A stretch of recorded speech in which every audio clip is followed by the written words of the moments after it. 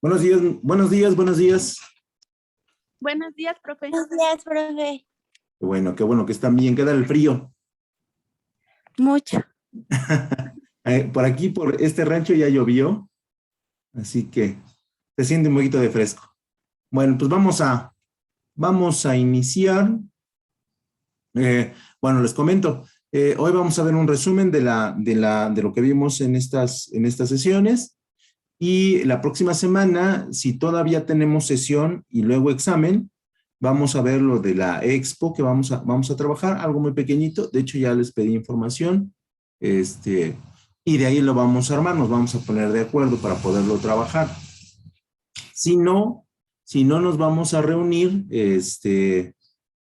de todos modos, yo el mismo sábado les mando información y ya nos tendremos que poner de acuerdo en la semana para ver cómo vamos a trabajar lo de la expo.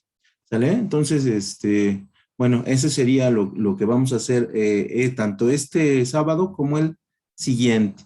Y recordemos que, bueno, el lunes les mando su guía para que puedan estudiar y puedan hacer muy bien su examen. Y, oye, Mitch, me mandaste una tarea por correo, ¿verdad? No. No, alguien me mandó una tarea de macroeconomía, si no me equivoco. Pero bueno, no me acuerdo, pero creo que no, profe. ¿no? Entonces a lo mejor vi mal. Ok, sí, la que le mandé yo fue la que se me olvidó ponerle nombre. Ok. Perdón.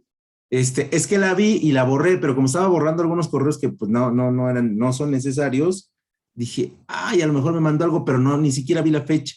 Entonces a lo mejor es una tarea atrasada. Pero bueno, pues ya. A lo mejor sí. Vamos a porque comenzar. de macro sí le mandé varias, pero bueno, gracias. Ok. Bueno, pues vamos a comenzar. Voy a compartir pantalla y vamos a ver esto.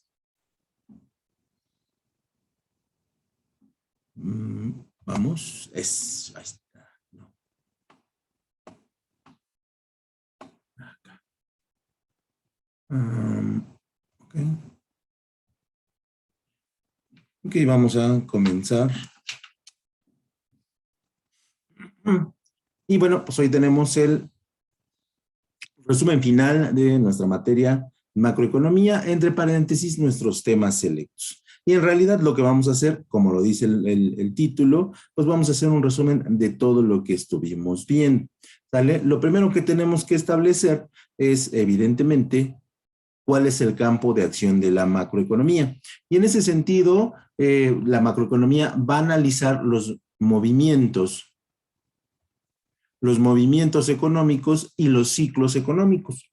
Recordarán que, por ejemplo, la inflación es una fluctuación. O sea, cuando hay un aumento de los precios de los productos básicos, hay inflación.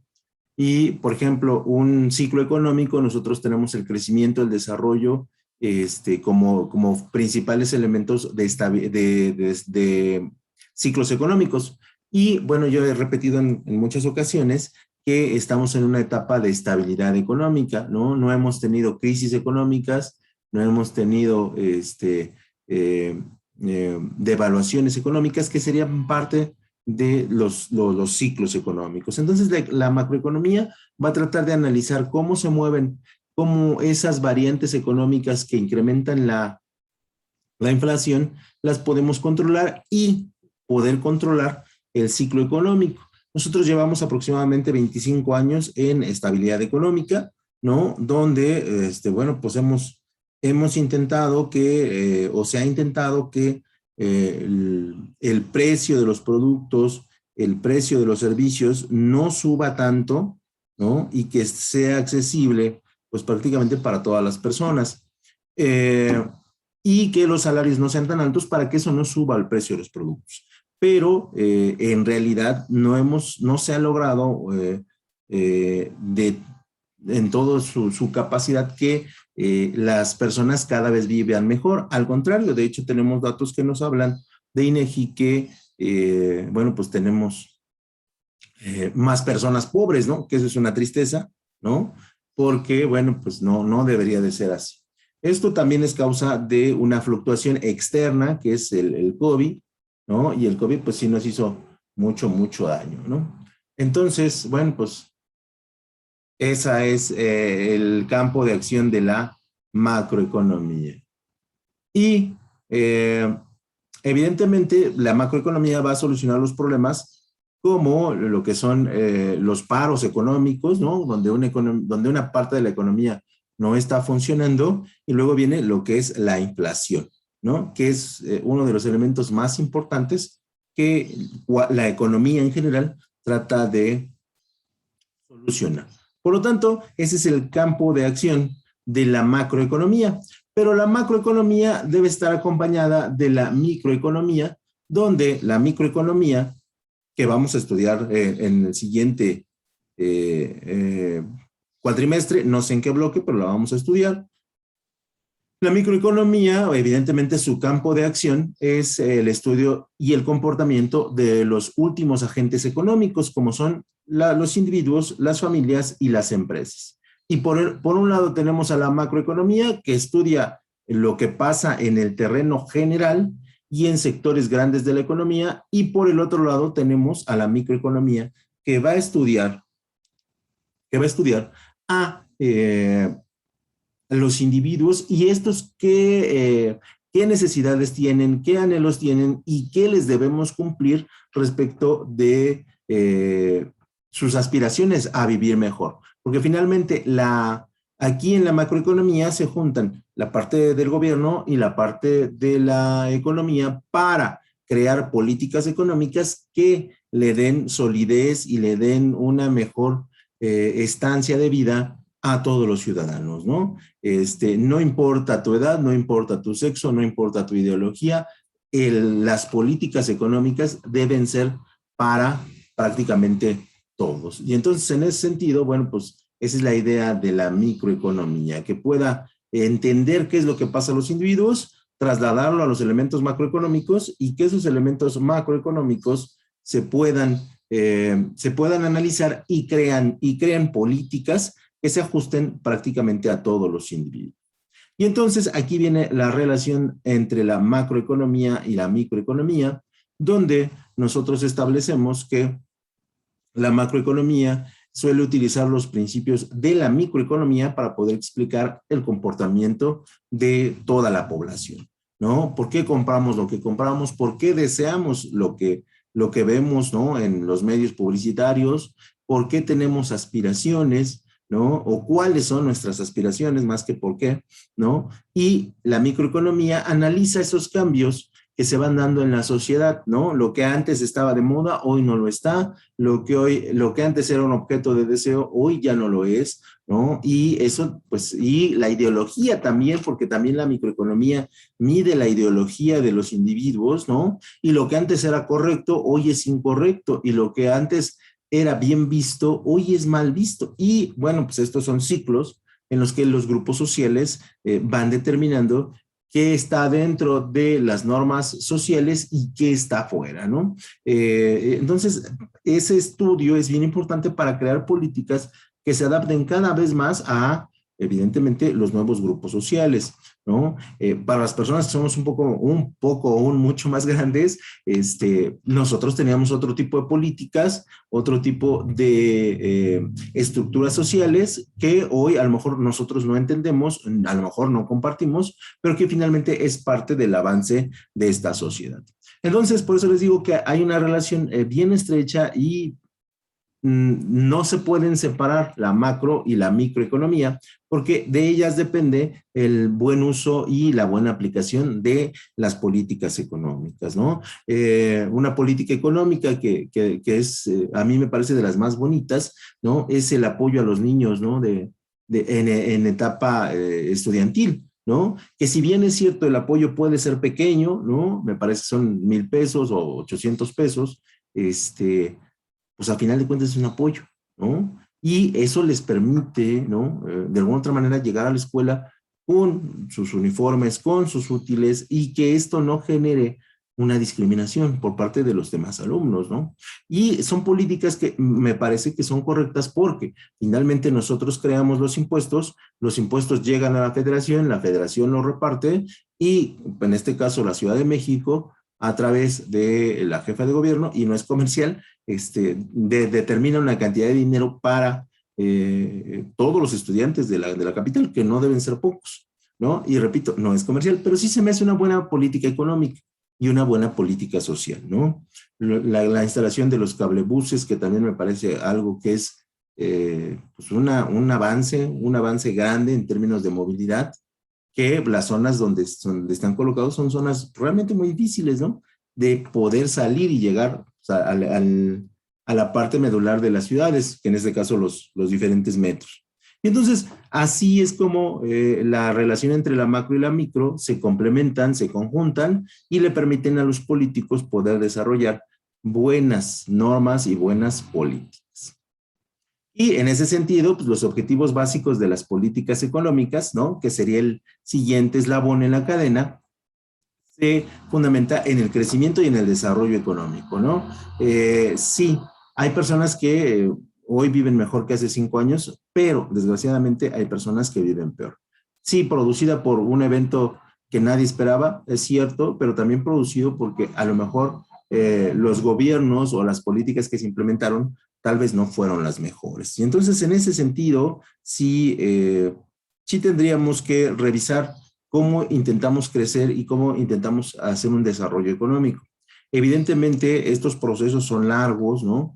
En el caso de nuestra forma de gobierno, a veces 6 años son muy pocos para que haya verdaderos cambios, ¿no? Y en esta dinámica de muchos partidos, pues una vez gana el rojo, la otra vez gana el azul, y otra vez gana el amarillo, y otra vez gana el dorado, ¿no? Y entonces, en ese sentido, es difícil que haya una continuidad de las políticas, porque llega otro gobierno y entonces quita las anteriores, y llega el siguiente gobierno y quita las que ya estaban. Y entonces no se puede crecer si no hay una continuidad en las políticas económicas que van determinadas en el desarrollo y en el crecimiento. Y evidentemente, el desarrollo económico y el crecimiento son diferentes. Por un lado, el crecimiento es un aumento de la productividad, y recuerden que la productividad es hacer más con menos. ¿Qué quiere decir esto en términos que lo podamos entender fácilmente? Bueno, pues que ustedes llegarían al súper y traen a lo mejor 200 pesos, y con esos 200 pesos compraran más artículos y compraran muchos artículos porque su moneda, porque el valor de la moneda es muy alto, ¿no? Cosa contraria con lo que pasa hoy, ¿no? Que llegan al súper con 200 pesos y se traen un shampoo y una crema, ¿no? Y ya se acabó el dinero, ¿no? Entonces, esa sería la productividad en términos generales, ¿no? Que su dinero les alcance más, que los servicios sean económicos, que puedan adquirir prácticamente cualquier producto o servicio, sí, a lo mejor con una dificultad en aquellos productos que son de marcas muy caras o de precios muy altos, pero que en general a través del trabajo pudieran tenerlo. También la productividad tendría que ver con el trabajo, ¿no? Y en México siempre hemos sufrido, ¿no? De encontrar una buena oferta laboral. Sí hay trabajo, pero buenas ofertas laborales hay pocas. Y por lo tanto, el desarrollo económico es el ingreso que cada uno de los territorios tiene. Esto es que cada vez los estados, por ejemplo en la República, se hagan más ricos en términos de que hay una mejor captación de impuestos, en términos de que el dinero que se recolecta se va directamente a donde se necesita, y esos serían los elementos básicos, ¿no? En el desarrollo yo busco que las personas sean más productivas, y en el crecimiento busco que tengan mejores calidades de vida, ¿no? Que puedan viajar cómodas, que puedan viajar seguras, que tengan accesos a escuelas cercanas, que tengan acceso a hospitales cercanos, y que no se les tarde 6 horas en atenderlos para darles un paracetamol y una aspirina, ¿no? Entonces, esa es parte de los objetivos de las políticas económicas que, bueno, se fundamentan en el crecimiento y en el desarrollo de todos los grupos sociales. Si nosotros entendemos que necesitamos políticas sociales de buena calidad, también necesitamos que haya empleo. Y el empleo tiene muchas variantes y muchas subdivisiones, ¿no? Y muchas teorías sobre cómo entenderlo. No podemos entender el empleo sin entender el desempleo, pero el empleo es la generación de valor a partir de una actividad productiva por una persona. Recuerden, y aquí volvemos a utilizar la palabra, es la generación de valor a partir de la actividad producida, perdón, por una persona. Entonces, en el empleo nosotros producimos algo y la relación de la sociedad con respecto al empleo es uno de los índices principales que miden el desarrollo, ¿no? En México se ha ido avanzando en términos de desempleo, pero todavía el 44% de la población trabaja en el empleo o en el subempleo, ¿no? En el empleo informal también se le conoce, ¿no? Donde decides emplearte, perdón, pero no tienes la seguridad social, no tienes las prestaciones de ley y evidentemente no tienes elementos para el retiro. Eso es uno de los elementos bien importantes de cualquier grupo social. ¿Por qué? Porque va a haber un punto en el que tú ya no puedas trabajar producido por la edad y producido porque ya trabajaste muchos años antes. Y entonces ahí quedan las personas de la tercera edad en un estado de indefensión, ¿no? O sea, indefensos, porque, bueno, pues no hay quien genere ingreso para ellos, ¿no? Entonces, por eso es que el empleo es importante desde el punto de vista de lo que va a suceder cuando yo ya no pueda trabajar y desde el punto de vista donde yo estoy trabajando y estoy generándole a el país un beneficio, porque a través de mi trabajo yo estoy generando un beneficio prácticamente a toda la sociedad.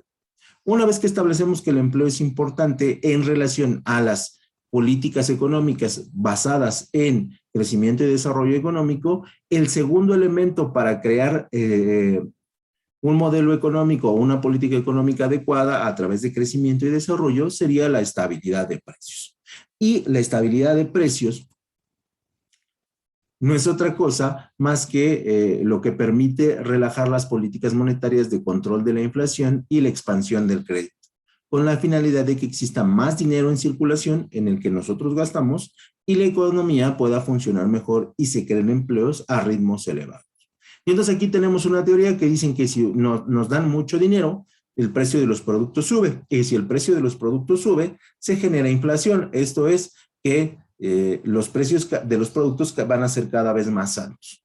Y entonces, en la estabilidad de precios, lo que se busca o lo que se buscaba en anteriores sexenios era que el salario fuera reducido para que las personas que invierten en producir o en generar productos y servicios no tuvieran la opción de dar un producto caro porque la población no lo puede adquirir, ¿no? Desafortunadamente, esta política tiene sus asegúnes y tiene sus asegúnes porque para que pueda funcionar, el grupo social, esto es la población, debe ser reducido, ¿no? Y en México, bueno, tenemos 127 millones de habitantes. Todos quieren consumir y todos quieren comprar, ¿no? Y entonces, en ese sentido, pues la política no servía, porque había personas que ganaban muy bien, que son un grupo en términos porcentuales pequeño, pero en términos poblacionales grande, ¿no? O sea, imagínense que hay 1 millón o 2 millones de personas que son de la clase alta. Pues para una empresa son más que suficientes para poder colocar productos. Pero en relación a eso, hay un 40% de personas o 50% que son clase medieras, que tienen un salario medianamente decoroso. Pero de ahí luego viene el otro porcentaje, ¿no? Que sería el 48% de personas que son pobres. Y entonces lo que hacía esta política es hacer a los pobres más pobres y a las personas con poder adquisitivo, pues con mayor poder adquisitivo. Y entonces por eso les decía, esa política no es tan eficiente, pero sí la otra es, bueno, pues como somos muchos, pues entonces vamos a liberar un poquito los salarios para que las personas pobres puedan acceder a esos productos y de alguna otra manera se vaya autorregulando el mercado o los mercados. Entonces, son parte de las estrategias que cada gobierno desarrolla y son las estrategias que, bueno, hay ocasiones que funcionan y desafortunadamente hay ocasiones que no. El único inconveniente es que si no funcionan, bueno, pues retrasan la calidad de vida de las personas en varios años, ¿no? Por ejemplo, el COVID, bueno, pues básicamente nos va a retrasar 3 o 4 años en los planes que nosotros teníamos, ¿no? Porque esa es la verdad, ¿no? Sí habrá personas que logren sobresalir sobre las situaciones del COVID, pero en términos generales, las personas van a haber retrasado 2 o 3 años sus metas o sus proyectos debido a este evento, ¿no? Y pues realmente en términos de vida, pues es mucho tiempo. Luego vendría el equilibrio macroeconómico, donde el equilibrio macroeconómico es un concepto propio, evidentemente, de la macroeconomía, donde mi amigo el gasero, espero lo escuchen, en donde el mercado presenta una igualdad entre la demanda agregada y la oferta agregada. Y solamente por establecer que la demanda agregada es todos los consumidores que existen en un país y la oferta agregada son todas las empresas y todos los productos que existen en un país. Y aquí es simple. Si ustedes tienen 127 millones de habitantes, deben tener por lo menos 127 millones de productos que puedan satisfacer las necesidades de esos individuos. Si usted tiene 127 millones de habitantes y tiene 80 millones de productos y servicios, hay un desequilibrio económico. Si usted tiene 200 millones de productos y 127 millones de habitantes, tiene un desequilibrio. Y va a haber empresas que van a cerrar, van a generar desempleo y van a generar inestabilidad en la sociedad. Por eso es que uno de los trabajos de los gobiernos es establecer este equilibrio. A lo mejor muchas empresas quieren ingresar al país porque consideran que hay un negocio, pero a lo mejor los gobiernos te dicen, ¿sabes qué? Sí, pero está sujeto a estas variables, a variables de decir, bueno, mira, tenemos tantos productos de la misma categoría, tenemos personas que compran este tipo de productos y tenemos estos inconvenientes por parte del consumo. Ejemplo concreto, no sé si han visto ahorita los comerciales, pero acaba de ingresar una marca que se llama la marca Vivo a México. Es una marca de celulares china. Bueno, la marca solamente ingresa con 3 modelos. Uno para personas de clase media baja, uno para personas de clase media baja, o sea, que están ahí entre la pobreza y empezar a vivir mejor, y tienen un celular para clase alta. No, perdón, para clase media. Entonces, en China venden celulares para clase alta, que son celulares que rondan ahí los 20,000, 22,000 pesos. Y entonces la marca dice, ¿sabes qué? Yo a partir del equilibrio macroeconómico que estoy viendo, no voy a llevar esos celulares porque la gente no me los va a comprar y entonces no voy a ser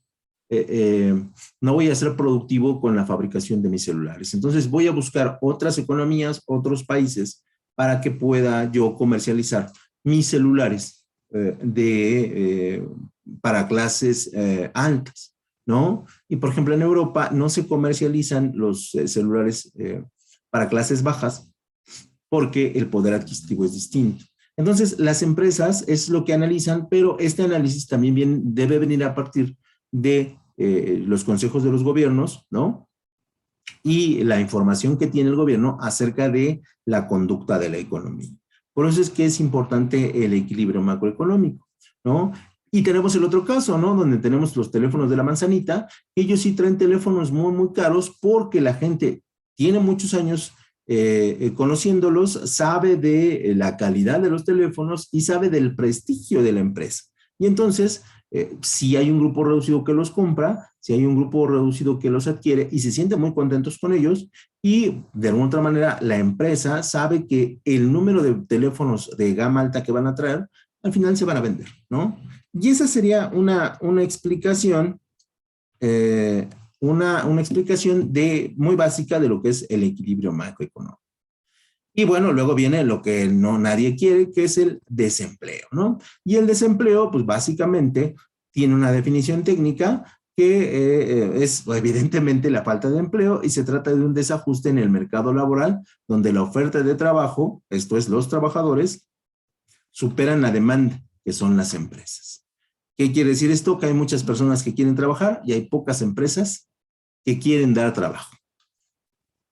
Es un fenómeno que se ha producido en México durante muchos años, ¿no? Donde para un puesto solicitado hay 30 o 40 personas que quieren entrar en él, ¿no? Y esto generó evidentemente un desequilibrio por parte del empleo porque evidentemente si hay muchos, los salarios tienden a bajar. Si hay pocos, los salarios tienden a subir. No sé si han escuchado que en Canadá se paga muy bien. Sí, se paga muy bien porque el país es muy grande en principio y en segunda, las condiciones climáticas hacen difícil el trabajo. Y mucha gente pues le huye al frío y eso genera pues desempleo. Y si hay desempleo, bueno, pues no hay productividad, no hay crecimiento ni desarrollo económico. Y por lo tanto, ahí lo de Canadá, por ejemplo, pues paga salarios realmente buenos para que la gente vaya a trabajar y genere este crecimiento y desarrollo de su nación. Lo mismo pasaba con Dubái, ¿no? En la etapa temprana, ¿no? Hoy ya no tanto, donde, bueno, eran las condiciones difíciles, había poca gente y había mucho que construir y los salarios son altos. Y entonces, aquí en México pasa la contra, ¿no? Somos muchos buscando un trabajo y pocas empresas que lo ofrezcan. Entonces, el desempleo sí es un factor que tiende a crear desequilibrio económico y por lo tanto falta de crecimiento y falta de desarrollo, ¿no? Y dentro de las teorías del desempleo, la teoría neoclásica establece que las empresas se deben hacer cargo de esta función del empleo y establecer un convenio con cada trabajador respecto de las prestaciones, respecto de sus salarios, respecto del tiempo de duración del empleo, para que así el mercado se autorregule, ¿no? Y esta teoría lo único que generó fue un desempleo mucho más elevado del que ya teníamos. Por otro lado, Keynes establece que el empleo está sujeto no a las condiciones de los empresarios, sino está sujeto a las condiciones de producción y a las condiciones de venta que tiene el producto o el servicio. ¿Qué quiere decir esto? Que si mi producto es eficiente, vamos a producir mucho y por lo tanto vamos a tener que contratar a más personas. Si mi producto no es bueno, voy a vender poco y por lo tanto mi empresa en ese sentido también va a crecer de manera lenta, ¿no? O incluso tendría que desaparecer. Y por lo tanto, Keynes dice, el gobierno no debe intervenir en los procesos del empleo, pero sí las empresas deben establecer cuáles serían esos mecanismos para que mi producción, mi producto, mi servicio sea cada vez más eficiente, ¿no? Y entonces lo que hacen la mayoría de los gobiernos es crear un elemento intermedio, donde sí, las empresas se hacen cargo del empleo y nadie puede decirles a quién sí y a quién no contratar, pero crean leyes para proteger los derechos que tienen los trabajadores al prestar sus servicios. Entonces, eso es lo que por lo menos en México se logra que haya un equilibrio. Sí, hay que decirlo, ¿no? Que el 90% o más del porcentaje, cuando nosotros tenemos un despido injustificado o una situación en el empleo, normalmente el trabajador gana, ¿no? O sea, nada más que los procesos, como todo en lo judicial o en lo legal, son lentos, son realmente lentos. Pero sí, en México el 90% de las demandas laborales las ganan los trabajadores. Y entonces, aquí hablamos repito, que el gobierno y la economía debe estar muy atento al equilibrio. El equilibrio del empleo, el equilibrio del desempleo, el equilibrio de la oferta y el equilibrio de la demanda de productos y servicios para poder generar crecimiento y desarrollo. O en el peor de los casos, estabilidad económica. Por lo tanto, ya después pasaríamos a las políticas monetarias restrictivas que consisten en sacar dinero del país, ¿no? Bueno, no sacar dinero, sino sacar dinero de la circulación del país y crear intereses altos para que las personas no utilicen el dinero. Y si las personas utilizan poco el dinero, lo que va a suceder con los precios es que van a empezar a bajar. Y si bajan, la inflación inmediatamente en esa proporción baja. Por eso es que las políticas monetarias restrictivas son importantes ¿no? En las situaciones donde empezamos a tener crisis económica o donde las inflaciones de los productos y servicios son realmente altas, ¿no? Entonces, en ese sentido, sí es importante que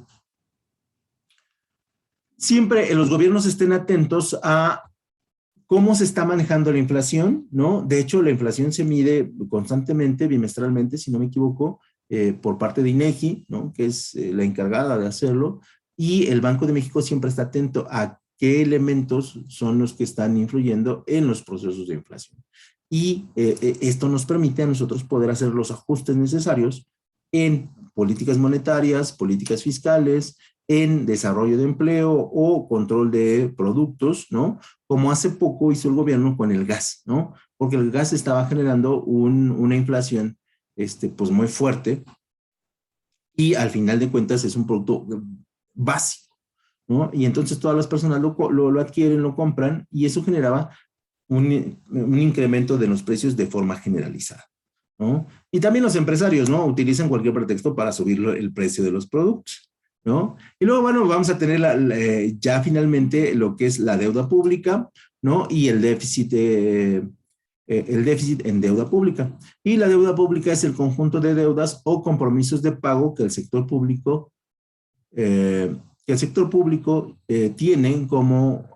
tiene con el sector privado, ya sean personas, empresas, instituciones nacionales, extranjeras.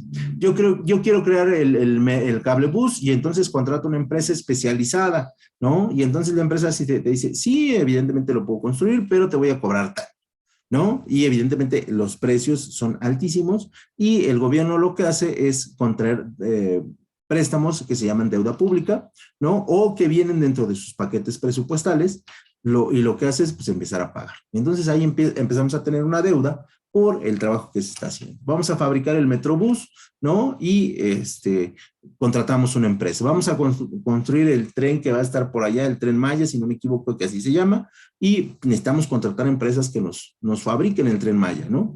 Y entonces lo que hace el gobierno es contratar deuda pública para posteriormente pagar. Normalmente la deuda pública se ejerce en ese sentido, en pagar infraestructura, en pagar obras que son realmente muy grandes y muy costosas que a lo mejor en ese momento no se podrían pagar. Y lo que hace el gobierno es decir, te lo voy a pagar en un cierto periodo de tiempo, en un cierto periodo de años, ¿no? Ya sea que yo esté como gobernante o ya sea que venga otro, pero también va a tener la obligación de seguírtelo pagando, ¿no? Y en términos generales es como sacarle al Coppel o a la Electra, ¿no? Y irle pagando eternamente, ¿no? Por lo tanto, el sector público tiene que devolver lo que se le prestó, evidentemente, en ciertos periodos de tiempo. Y el déficit comercial, el déficit es un saldo presupuestario que consiste entre una diferencia entre los ingresos y los gastos. Esto es, yo tenía 10 pesos y resulta que debo 11. Y entonces eso es un déficit, ¿no? Que en términos generales los gobiernos no se preocupaban antiguamente porque al final pues cada año llega dinero a través del presupuesto de la federación, ¿no? Y con eso se iba pagando la mala operación o la mala práctica que se pudiera haber tenido, ¿no? Y también puede haber déficit por situaciones extremas, ¿no? Por ejemplo, los huracanes, ¿no? Que apenas en Veracruz tocaron muy fuerte y entonces ahí pues, tenemos que sacar a lo mejor un dinero que no tenemos y lo tenemos que pedir y ahí va a haber un déficit, ¿no? A lo mejor un incendio muy grande, a lo mejor un terremoto, caso de la Ciudad de México, hace 2, 3 años, si no me equivoco, ¿no? O algún desastre natural, ahí sí puede haber déficit producido por una catástrofe, ¿no? Y entonces ahí los gobiernos se tienen que endeudar para poder salvar sus deudas. Y bueno, como partes complementarias vendría el comercio exterior, ¿no? Que es un elemento que cada vez más se usa por parte de las economías, donde el comercio exterior es la compra y la venta de bienes y servicios que se realizan fuera de las fronteras geográficas del país, ¿no? Y el comercio exterior generalmente se encuentra sujeto a normas de seguridad, de control de hacendarias y tributarias, ¿no? Y eso sería todo por mi parte. Ya quítense las lagañas. ¿Tienen dudas? No, profe, ¿Dudas? del tema de ahorita no. ¿Y los anteriores? No, yo tengo dudas, pero en cuanto a lo de las exposiciones que dijo que ya había mandado información, no No, me apenas abrió voy a mandar mi información. plataforma. Ah, ok. Apenas voy a mandar información a partir de lo que pregunto cómo va a ser lo de los exámenes y una vez que sepa cómo va a estar, si vamos a tener clase todavía el siguiente sábado y luego el examen, ahí nos vamos a poner de acuerdo con lo que es la exposición, ¿no? Pero ya tendrán trabajo ya más o menos adelantado para ver cómo lo vamos a hacer. ¿Sale? Ok, Voy a bueno. mandar su guía. Sí, el lunes les mando su guía y les mandaría un poquito de información de lo que vamos a trabajar en la expo, si es que no nos vamos a ver, si es que ya vamos directos a lo que es el examen. ¿Dudas? No, No, ¿No? por ahorita no. Por ahorita no. Esperemos que no Momento, ¿no? surjan muchas dudas. Bueno, bueno, pues me despido. Que tengan bonito sábado. Nos vemos. Gracias. gracias, bonito fin. Descansen.